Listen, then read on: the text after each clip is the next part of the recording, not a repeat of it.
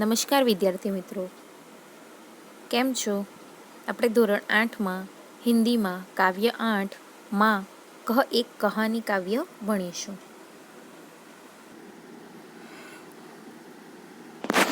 માં કહ એક કહાની એના કવિત્રી છે मैथिली शरण गुप्त.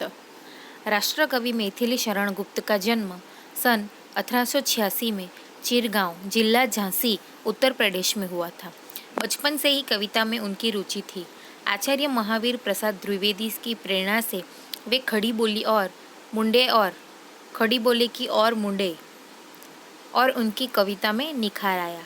उन्होंने अपनी कविताओं में भारतीय जीवन को समग्रता से समझने एवं प्रस्तुत करने का प्रयास किया है. खड़ी बोली हिंदी के आरंभिक उन्नायकों में से एक थे. साकेत गुप्त जी द्वारा लिखित महाकाव्य है. इसके अतिरिक्त यशोधरा, पंचवटी, भारत भारती तथा जयद्रथवध आदि इनकी मुख्य काव्य कृतियाँ हैं. इनकी मृत्यु सन 1964 में हुई.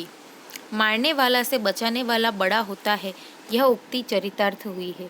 गौतम बुद्ध के जीवन से संवाद शैली की इस कविता में गौतम बुद्ध के बचपन की एक घटना का उल्लेख है, जिसमें उनका पुत्र राहुल माँ यशोधरा से राजकुमार सिद्धार्थ की उसी कहानी को दोहराने का आग्रह करता है, जिससे उपयुक्त उक्ति परिभाषित हुई है. माँ कह एक कहानी, बेटा समझ लिया क्या तूने अब मुझको अपनी नानी? એટલે કે દીકરો એમ પૂછે છે રાહુલ કે માં મને એક વાર્તા કહે. તો એની માં યશોધરા શું કહે છે કે બેટા સમજ લિયા ક્યાં તુને મુझको अपनी नानी, કે તે શું મને તારી નાની સમજી છે કે મને વાર્તા પૂછે છે. कहती है मुझसे यह चेटी તું મેરી નાની કી બેટી, એટલે કે कहती है मुझसे यह चेटी. ચેટી એટલે કે જે બીજી એમના જે રાજમહેલમાં જે બીજી કામ કરનાર જે હોય છે એ એવું કહે છે કે તું મેરી નાની કી બેટી, એટલે કે મારી નાની નથી પણ તું મારી નાનીની દીકરી છે. કહ માં કહ લેતી હી લેટી, એટલે કે માં તું મને એક વાર્તા કહે. રાજા થા યા રાની, કે શું તે રાજા હતો કે રાણી હતી? માં કહ એક કહાની, કે માં તું મને એક વાર્તા કહે. તું હે હઠી માનધર મેરે સુન ઉપવન में बड़े सवेरे. તું હે હઠી માનધર મેરે સુન ઉપવન में बड़े सवेरे. तात भ्रमण करते थे तेरे जहाँ सुरभि मनमानी. તું હે હઠી માનઘન મેરે, એટલે કે તું હઠી એટલે કે હથીલો છે. માનઘન મેરે એટલે કે તો હવે સાંભળ. સુન એટલે કે સાંભળ. ઉપવન મેં બડે સવેરે, ઉપવન એટલે કે બગીચામાં, બડે સવેરે એટલે કે વહેલી સવારે. તાત ભ્રમણ કરતે થે તેરે, તાત એટલે કે પિતા, તારા પિતાજી ભ્રમણ કરી રહ્યા હતા, તારા પિતાજી બગીચામાં ફરી રહ્યા હતા. જहाँ સુરભી મનમાની, સુરભી એટલે કે સુગંધ, મનમાની એટલે કે ફેલાતી હતી, મનગમતી, મનમાની એટલે કે મનગમતી, એટલે કે જ્યાં મનગમતી સુગંધ ફેલાતી હતી. જहाँ સુરભી મનમાતી, એટલે કે ત્યાં મનગમતી સુગંધ ફેલાતી હતી. હા માં યહી કહાની, એટલે કે હા માં તું મને આ જ વાર્તા સંભળાવ. वर्ण वर्ण के फूल खिलते थे झलमल कर हिम बिंदु झीले थे, કે વર્ણ વર્ણ કે ફૂલ ખીલતે થે એટલે કે બગીચામાં જાત જાતના ફૂલ ખીલ્યા હતા. ઝલમલ કર એટલે કે ઝાકળના, હિમબિંદુ એટલે કે બિંદુ, ઝીલે થે એટલે કે ચમકી રહ્યા હતા, તેના પર ભાતભાતના ફૂલો ખીલ્યા હતા અને તેમના પર ઝાકળના બિંદુ ચમકી રહ્યા હતા. હલકે ઝોંકે हिले મિલે થે, હલકે ઝોંકે એટલે કે હલકા એટલે કે થોડી થોડી આછી આછી, ઝોંકે એટલે કે પવનની લહેરખી, હિલ એટલે કે આવી રહી હતી, હિલમેલે થે એટલે કે હલકી હલકી હવાની લહેરી આવી રહી થી. લહેરાતા થા પાણી એટલે તેના ઉપર પાણી, જે ફૂલો ઉપર જે પાણી પડ્યું હતું એ લહેરાતું હતું. લહેરાતા થા પાણી એટલે કે રાહુલ પૂછે છે શું તેમના પર પાણી લહેરાતું હતું? હા હા યહી કહાની, એટલે કે હા માં મારે આ જ વાત સાંભળવી છે. ગાતે થે ખગ કલકલ સ્વર મેં, કે ગાતે થે એટલે કે ગાઈ રહ્યા હતા, ખગ એટલે કે પક્ષી, કલકલ સ્વર મેં એટલે કે કલકલ અવાજમાં ગાઈ રહ્યા હતા, એટલે કે મધુર સ્વરમાં પક્ષીઓ ગાઈ રહ્યા હતા. સહસા એક હંસ ઉપર છે, એટલે કે સહસા એટલે કે અચાનક, એક હંસ ઉપર છે એટલે કે એક હંસ ઉપરથી, ગીરા એટલે કે પડ્યો. વિદદ હોકર ખગ શર છે, કે વિદદ એટલે કે વિંધાઈ ગયું હતું, ખગ એટલે કે પક્ષી સરસે એટલે કે બાણથી, કે આ પક્ષી બાણથી તે વિંધાઈ ગયું હતું. હુઈ પક્ષકી હાની એટલે કે એક પક્ષી ઘાયલ થઈ ગયું હતું. હુઈ પક્ષકી કહાની એટલે કે દુઃખી થઈને રાહુલ પૂછે છે કે શું પંખી ઘાયલ થઈ ગયું હતું. કરુણાભરી કહાની એટલે કે આ કહાની તો આ જે વાર્તા છે એ તો ખૂબ કરુણાભરી છે. ચોંક ઉન્હોને ઉસે ઉઠાયા એટલે કે ચોંકીને તારા પિતાએ તેને ચમકી જઈને તેને ઉપાડ્યું. નયા જન્મસા ઉસને પાયા એટલે કે આ પક્ષીએ એમના સ્પર્શથી જાણે નવું જન્મ મેળવ્યું હતું. ઇટને મેં આખેટક આયા, ઇતને મેં આખેટક એટલે કે આખેટક એટલે શિકારી, એટલામાં શિકારી ત્યાં આવી પહોંચે છે. લક્ષ્ય સિદ્ધિકા માની એટલે કે તેમણે જે નિશાન હતું એ નિશાન બરાબર સધાયું હતું, એટલે કે એનું જે નિશાન બરાબર સધાયું હતું એના કારણે એ ખુશ હતો. લક્ષ્ય સિદ્ધિકા માની એટલે કે એનો દીકરો પૂછે છે કે શું બરાબર નિશાન સાધે છે તો એ માની એટલે કે તે અભિમાની બની જાય. કોમલ કઠિન કહાની એટલે કે આ કહાની તો કેવી છે, કોમળ અને કઠિન છે. શાના કારણે કોમળ અને કઠિન, કે પહેલાં જુએ તો એ પક્ષી છે, પક્ષી નીચે પડે છે તો એ કોમળ છે અને પક્ષીને શિકારીએ માર્યું છે તો એક આ કઠિન કહાની છે. માંગા ઉસને અહત પક્ષી કે એણે પક્ષી માંગા એટલે માંગી લીધું, ઉસને અહટ પક્ષી એટલે કે ઘાયલ પક્ષી માંગ્યું. તેરે તાત કિંતુ થે રક્ષી કે તેરે તાત એટલે કે તારા પિતાજી, કિંતુ એટલે પરંતુ, થે રક્ષી એટલે કે રક્ષણ કરનાર હતા. તબ ઉસને જોથા ખગ પક્ષી એટલે કે ત્યારે ઉસને જોથા ખગ પક્ષી એટલે કે પક્ષીઓને ખાવાવાળો હતો એ ત્યાં સામે ઊભો હતો.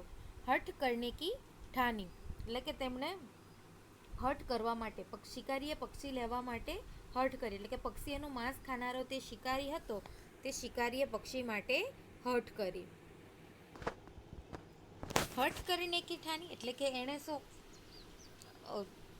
હઠ કરી. અબ બઢ ચલી કહાની કે હવે તો મામલો ખૂબ વધી ગયો હતો. હુઆ વિવાદ સદય નિર્દય મેં એટલે કે વિવાદ એટલે કે બંને વચ્ચે વિવાદ થવા લાગ્યો. સદય નિર્દય, સદય એટલે કે જેમણે મદદ કરી હતી અને નિર્દય એટલે કે જેણે પક્ષીને માર્યો હતો એ બંને વચ્ચે વિવાદ થવા લાગ્યો. ઉભય આગ્રહી થે સ્વ વિષય મેં કે બંને પોતપોતાની વાત પર, ઉભય આગ્રહી એટલે કે બંને પોતપોતાની વાત પર આગ્રહી થે સ્વ વિષયમાં એટલે કે પોતપોતાની વાત પર આગ્રહી હતા. ગઈ બાત સબ ન્યાયાલયમાં એટલે કે આ જે બંનેની વાત પર અડી ગયા હતા ત્યારે આ વાત હતી એ ન્યાયાલયમાં પહોંચી ગઈ. સુની સભીને જાની એટલે કે આ વાત સાંભળી અને બધા સમજ્યા. સુની સભીને જાની એટલે કે રાહુલે પૂછ્યું કે સૌએ આ વાત સાંભળી અને વાત બધા સમજ્યા. વ્યાપક હુઈ કહાની, વ્યાપક એટલે કે ચારે બાજુ આ કહાની ત્યારે તો વાર્તા ત્યારે તો ફેલાઈ ગઈ હશે. રાહુલ તું નિર્ણય કર ઇસકા ન્યાય પક્ષ લેતા હૈ કિસકા કે રાહુલને એની માં યશોધરા શું કહે છે કે રાહુલ તો આ વિવાદોનો નિર્ણય કર કે ન્યાય પક્ષ લેતા હૈ કિસકા એટલે કે ન્યાય કોનો પક્ષ લે છે. કહે દે નિર્ભય જરા હો કિસકા સુન લો તેરી બાની એટલે કે કહે દે નિર્ભય એટલે કે તું નિર્ભય થઈને કહી દે કે આ બાબતમાં કે જય હો કિસકા એટલે કે આ બાબતમાં વિજય કોની છે. સુન લો તેરી બાની એટલે કે હું તારી વાત પણ જરા સાંભળી લઉં. માં મેરી ક્યાં બાની એટલે કે માં હું શું કહું. મેં સુન રહા કહાની એટલે કે હું તો ફક્ત વાર્તા સાંભળી રહ્યો છું. કોઈ નિરપરાધ કો મારે તો ક્યું અન્ય ન ઉસે ઉબારે એટલે કે જો કોઈ નિર્દોષને મારી રહી હોય તો કોઈ બીજો શા માટે તેને ન બચાવે. રક્ષક પર ભક્ષક કો વાર એટલે કે જે રક્ષક હોય એટલે કે જેનામાં દયા હોય એ ભક્ષક કો વાર એટલે કે મારનારનો નહીં પણ બચાવનારનો પક્ષ લે. ન્યાય દયા કા દાન એટલે કે જે દયા હોય તો એ દયા અને જે મારનારનો નહીં પણ બચાવનારનો પક્ષ લે. એટલે કે કોઈ નિરપરાધ એટલે કે જેની ગુનો નથી અને એને મારે તો બીજા કોઈ એને શા માટે ન બચાવે એટલે કે હંસને શિકારીએ માર્યું હતું અને બચાવનાર તો એને કેમ બચાવી ન શકે એટલે કે રક્ષકને ભક્ષક કેમ નહીં વારે એટલે કે જે રક્ષક છે એ રક્ષક તો એની રક્ષા જ કરશે. ન્યાય દયા કા દાની એટલે કે ન્યાય શું કહે છે કે દયા ન્યાય આપે છે. ન્યાય દયા કા દાની એટલે કે શું દયા ન્યાય આપે છે. તુને સુની કહાની એટલે કે યશોધરા બોલી તું ખરેખર વાર્તા સમજ્યો છે. મૈથિલી શરણ ગુપ્ત. હવે આ કાવ્યમાં શું છે કે રાહુલ યશોધરાને કહે છે કે માં એક વાર્તા કહે. અહીં આ જે ગૌતમ બુદ્ધ છે એનો પુત્ર રાહુલ યશોધરાને કહે છે કે માં એક વાર્તા કહે. તો યશોધરા કહે, બેટા મેં તારી નાની સમજી લીધી કે શું? આ દાસી મને કહે છે કે તું મારી નાનીની દીકરી છે.